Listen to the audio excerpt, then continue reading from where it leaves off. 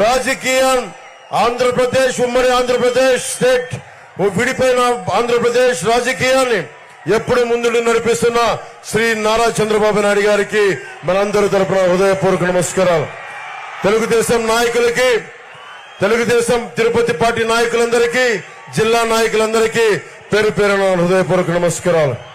Bharatiya Janata party నాయకులకి, కార్యకర్తలకి, ప్రతి ఒక్కరికి హృదయపూర్వక నమస్కారాలు.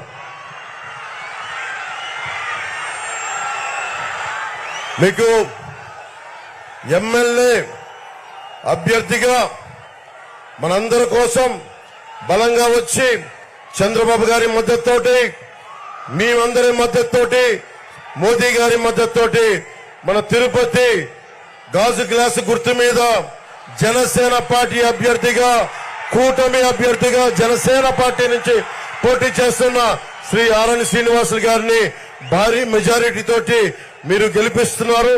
దానికి కృతజ్ఞతలు చెప్పుకోవడానికి వచ్చాను. అలాగే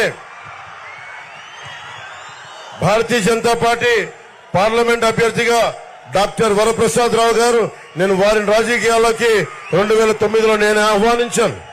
వారికి కమలం గుర్తు మీద మనస్ఫూర్తిగా మీరందరూ అభిమానంతో పెద్ద ఎత్తు మెజారిటీతో గెలిపించవలసిందిగా కోరుకుంటా ఉన్నాం.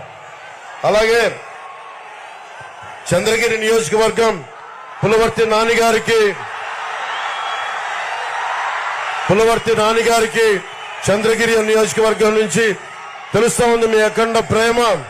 ఎలా గెలిపించబోతున్నారో వారందరికీ నా హృదయపూర్వక మీరు ఆశీస్సులు అందజేయాలి. భారీ మెజారిటీతో గెలిపించాలని కోరుకుంటా ఉన్నాం.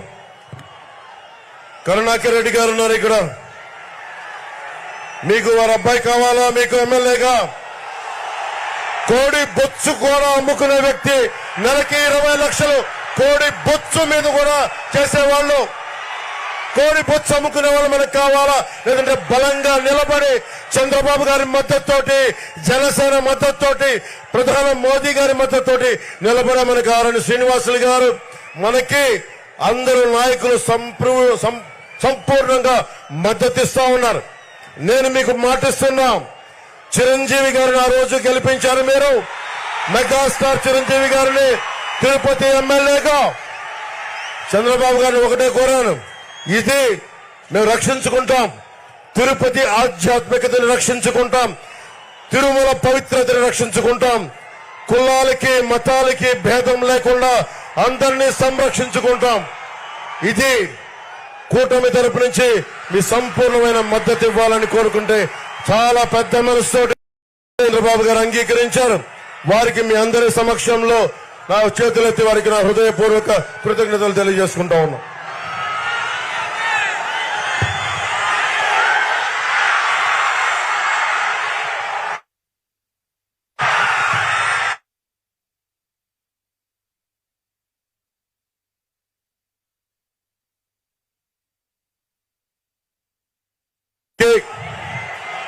మన ప్రభుత్వం రాగానే మనకి ఇదివరకులాగా మనకి రుయా హాస్పిటల్ స్విమ్స్ లో గాని 11 మంది చనిపోయారు. మనకి ఆక్సిజన్ లేకుండా కోవిడ్ సమయంలో అలాంటి దుర్భరమైన పరిస్థితులు రాకుండా 7 కొండల టీటీడీ నిధులన్నీ సంపూర్ణంగా మన ప్రజలకి, ప్రజాక్షేమానికి, వైద్యానికి, అలాగే ఎస్వి యూనివర్సిటీకి నిధులు కొరత లేకుండా చేస్తాం. అలాగే మనకి 40కి పైగా స్లమ్స్ ఉన్నాయి, 40కి పైగా వాడలు ఉన్నాయి.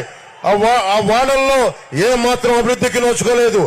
ఆరణి శ్రీనివాసులు గారి గెలుపుతోటి మనం ప్రతి వాడ అన్ని డ్రైనేజ్ ఫెసిలిటీస్ కానీ అన్ని మనం బాగు చేసుకునే బాధ్యత కూటమి ప్రభుత్వం తీసుకుంటుంది.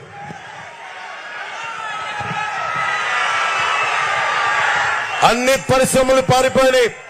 రేణిగుంట ఎలక్ట్రానిక్ మ్యానుఫ్యాక్చరింగ్ క్లస్టర్ లో రిలయన్స్ ఇండస్ట్రీస్ పారిపోయింది. మనకి టాటా గ్రూప్ చెందిన వోల్టాస్ కంపెనీ పారిపోయింది. అమర్ రాజా బ్యాటరీ ఇక్కడ మన తిరుపతికి ప్రతి ఒక్కరికి ఎంతో మందికి ఆశ్రయం ఇచ్చే జీవనోపాధి ఇచ్చిన అమర్ రాజా బ్యాటరీ ఇక్కడి నుంచి వెళ్ళిపోయింది. తిరిగి అమర్ రాజా బ్యాటరీని ఇక్కడికి తీసుకొచ్చి మళ్ళీ తిరిగి ఉపాధి కల్పించే బాధ్యత మనందరం, కూటమి ప్రభుత్వం మనందరి తరఫున తీసుకున్నాం.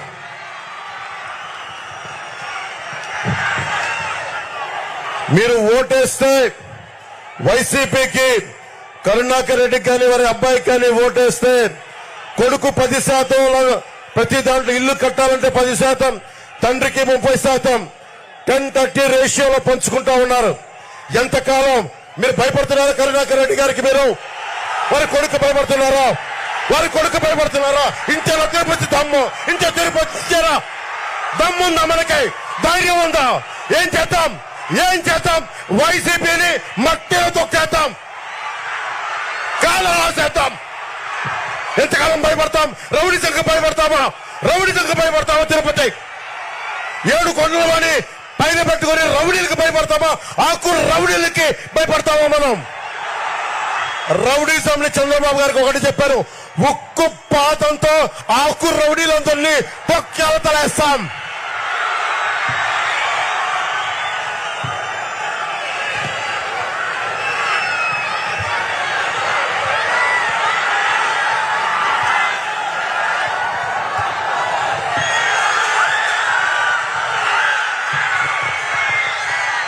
మీరు మనకి తాడేపల్లిగూడెం ఇలాంటి నియోజకవర్గం దీనికి స్ఫూర్తి తీసుకొని కరుణాకర్ రెడ్డి గారు వారి అబ్బాయి వైసీపీ నాయకులు చెవిరెడ్డి భాస్కర్ రెడ్డి గారు కానీ పెద్దిరెడ్డి గారు కానీ అందరూ ఎక్కడ పచ్చని చెట్టు కడిపడితే మొత్తం శేషాచలం అడవుల్లో ఎర్రచందనాన్ని సమూలంగా నరికేశారు. టీటీఆర్ బాండ్ల స్కాము 2,000 కోట్ల రూపాయలు.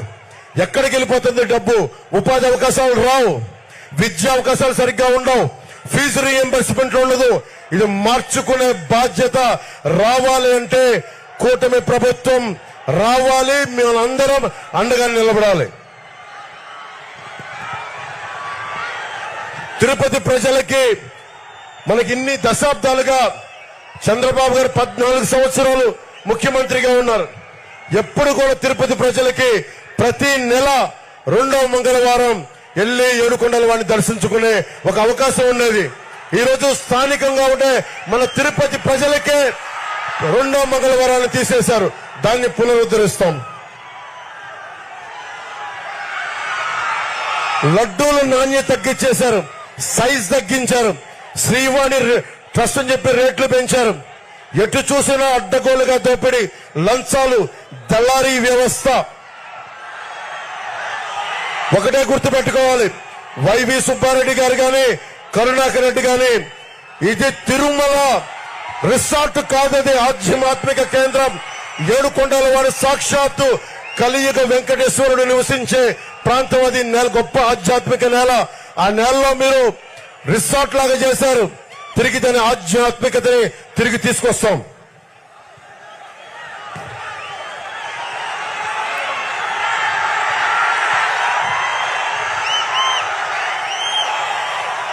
మనకి ఎంత దారుణం అయిపోయింది చెప్పా మీకు. ల్యాండ్ గ్రాబింగ్ యాక్ట్ లో మన పట్టా పుస్తకాలు